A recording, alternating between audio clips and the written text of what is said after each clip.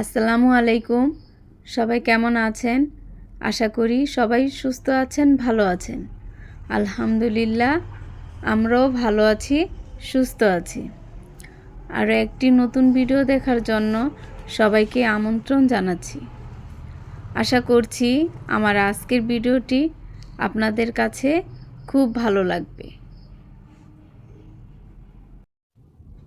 বাচ্চাদের প্রতিদিন বিভিন্ন আইটেমের খাবার সার্ভ করলে ওরা অনেক খুশি হয় এবং খাবারের প্রতি বাচ্চাদের যে অরুচি মনোভাব সেটা দূর করা যায়। আমিও সেটা ট্রাই করার চেষ্টা করি।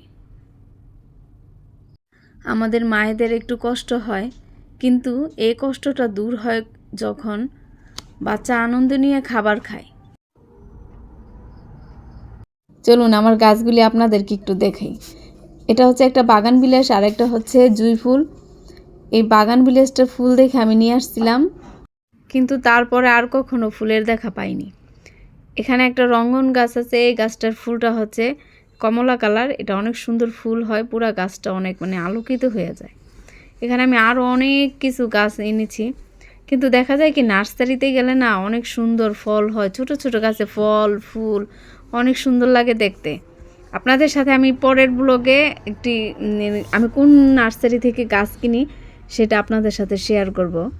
দেখবেন কত সুন্দর সুন্দর ছোট ছোট গাছে ফুল ফল ধরে আছে, দেখতে অনেক সুন্দর হয়। কিন্তু বাসায় নিয়ে আসলে কি দেখা যায় কি ওই গাছে আর সহজে ফুল ফল দেখা যায় না, এটার জন্য অনেক অপেক্ষা করতে হয়। এখন আমি দুপুরের রান্নাটা বসিয়ে দিয়েছি। এখানে ভালো করে মশলা কষিয়ে নিচ্ছি গরুর মাংস রান্না করার জন্য। এখানে মশলাটা কষানো হয়ে গেছে, তারপর আমি গরুর মাংসটা দিয়ে ভালো করে কষিয়ে নিব যতক্ষণ পর্যন্ত গরুর মাংস থেকে পানিটা না শুকিয়ে যায়। যখন তেল উঠে যাবে তখন আমি পর্যাপ্ত পরিমাণের পানি দিয়ে দিব। আর সাথে হবে আজকে মাংস ভাজা। এখানে আমি অল্প পরিমাণে মাংস নিয়েছি। এখানে দিয়েছি হলুদের গুঁড়া, মরিচের গুঁড়া, ধনিয়া গুঁড়া, আদা রসুন বাটা আর সামান্য পরিমাণে সয়াবিন তেল। তারপর এটাকে ভালো করে মেখে আমি পর্যাপ্ত পানি দিয়ে এটাকে সিদ্ধ করব।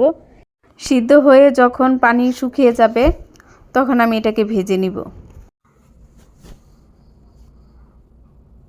পানি শুকিয়ে মাংসটা থেকে তেল বের হয়েছে, এখন আমি এই তেল দিয়েই মাংসটাকে লাল লাল করে ভেজে নিব।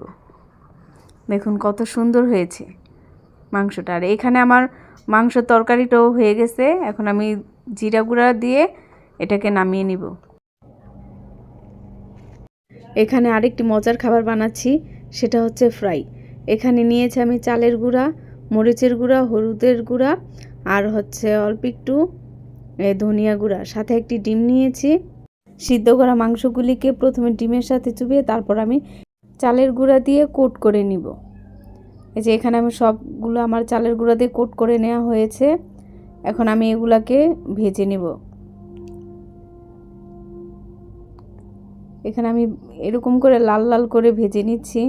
ফ্রাইটা দেখতে যতটা সুন্দর হয়েছে তার থেকে মজা হয়েছে খেতে। যেহেতু এটা পুরোটাই চালের গুঁড়াতে কোট করা, সেই কারণে এটা খেতে অনেক ক্রিস্পি হয়েছে আর অনেক সুস্বাদু হয়েছে। তাই আজকে খেতে খেতে এই পর্যন্ত বিদায় নিচ্ছি। সবাই ভালো থাকেন, সুস্থ থাকেন। আর ব্লগটা কেমন লেগেছে সেটা আমাকে অবশ্যই কমেন্টে জানাবেন। আসসালামু আলাইকুম।